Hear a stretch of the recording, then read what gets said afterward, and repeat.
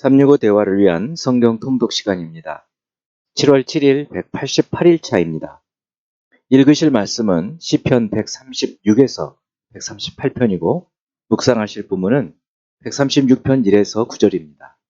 말씀의 개요입니다. 136편은 유대인의 전통에서 제2할렐시, 대할렐시로 불립니다.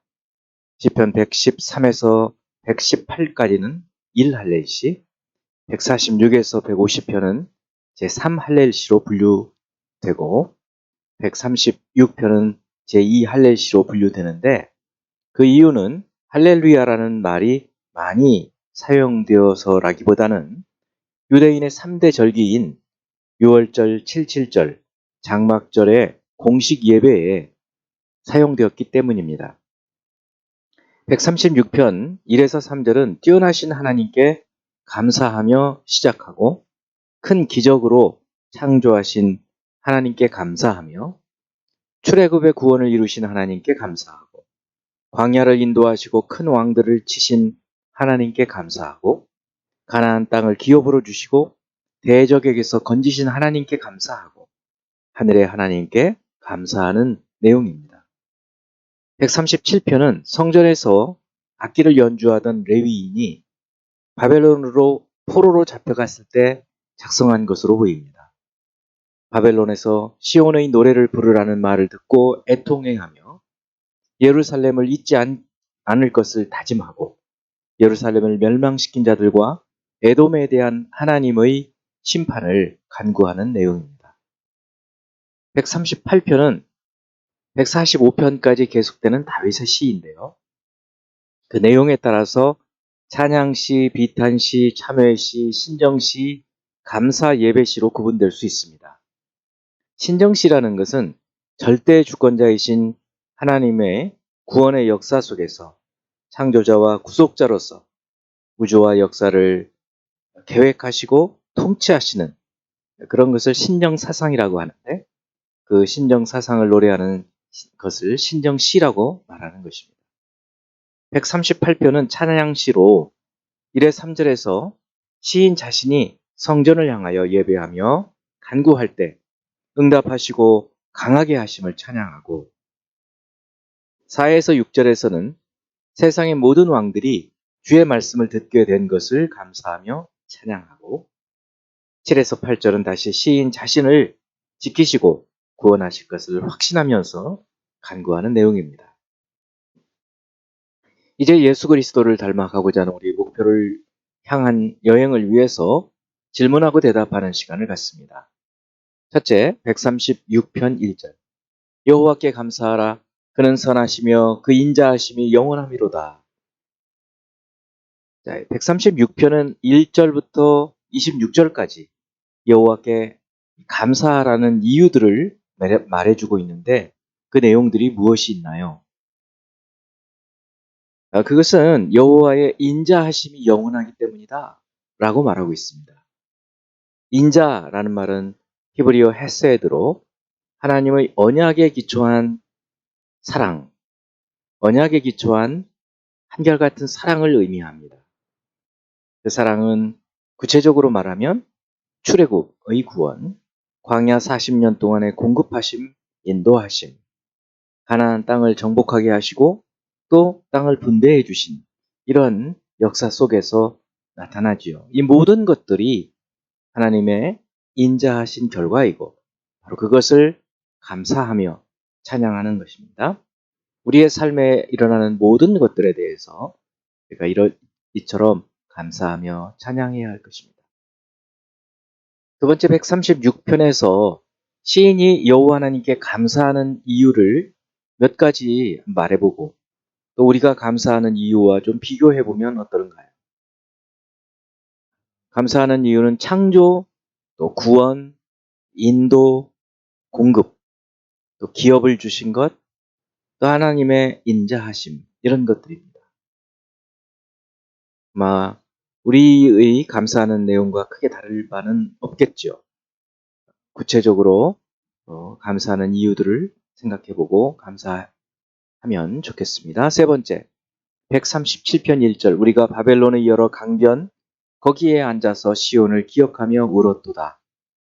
시인이 속한 공동체가 바벨론의 여러 강변에서 큰 소리로 울었던 이유는 무엇일까요?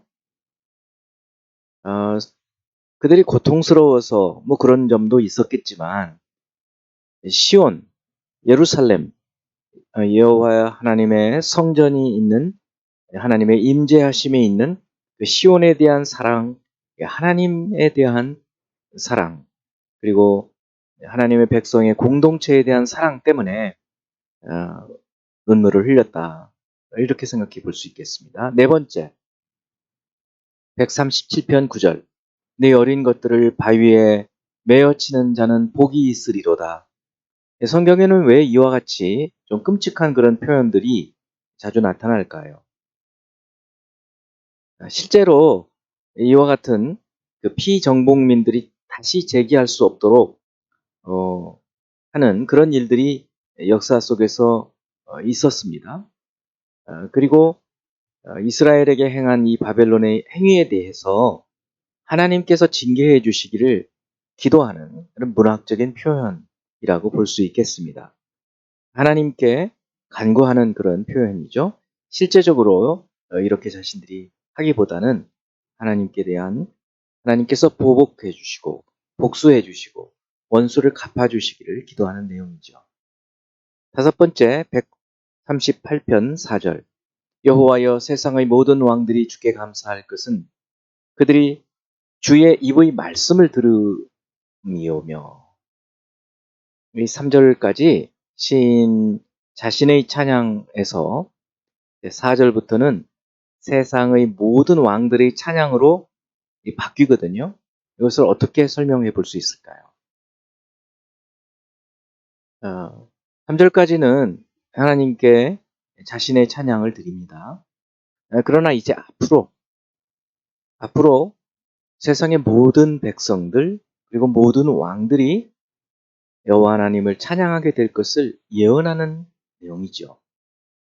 실제로 이스라엘의 역사에서 솔로몬 시대에 시바 여왕을 비롯한 많은 왕들이 여호와 하나님을 찬양함으로 부분적으로 이런 내용들은 이루어졌지만 앞으로 주님 다시 오실 때 완전히 이 일들이 성취될 것입니다. 이제 한 구절의 말씀을 묵상하여 교훈으로 삼고 기도하는 시간을 갖습니다. 요한계시록 7장 9에서 10절. 이 일 후에 내가 보니 각 나라와 족속과 백성과 방언에서 아무도 능히 셀 수 없는 큰 무리가 나와 흰옷을 입고 손에 종려 가지를 들고 보좌 앞과 어린 양 앞에 서서 큰 소리로 외쳐 이르되 구원하심이 보좌에 앉으신 우리 하나님과 어린 양에게 있도다 하니.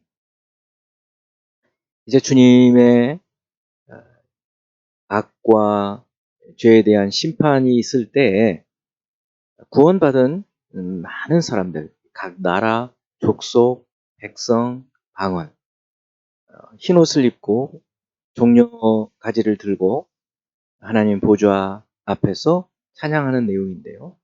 무수하게 많은 사람들이 나와서 하나님을 찬양하는 그런 내용입니다. 우리도 이 가운데 있겠죠. 결국 시편의 예언이 138편에 있는 말씀처럼 이스라엘 백성들뿐만 아니라 수많은 나라 왕들이 하나님께 찬양하게 될 것이 이제 앞으로 이루어질 것을 이 계시록은 미리 우리에게 보여주고 있는 것입니다. 기도하겠습니다. 하나님 아버지, 지금 예수 그리스도를 통하여 우리가 이 땅에서 주의 구원의 소식을 듣고 믿고 구원받게 하여 주시며 또 공동체로 이루어 하나님을 찬양하게 하심을 감사드립니다. 앞으로 온전한 이 찬양, 주님의 온전하신 구원의 모습을 볼 날이 있을 것을 확신하며 믿음으로 저희들이 살기 원합니다. 그때까지 저희의 믿음을 지켜주시고 인도하시고 선하신 하나님의 그 인자하심을 보여주옵소서. 예수 그리스도 이름으로 기도합니다. 아멘.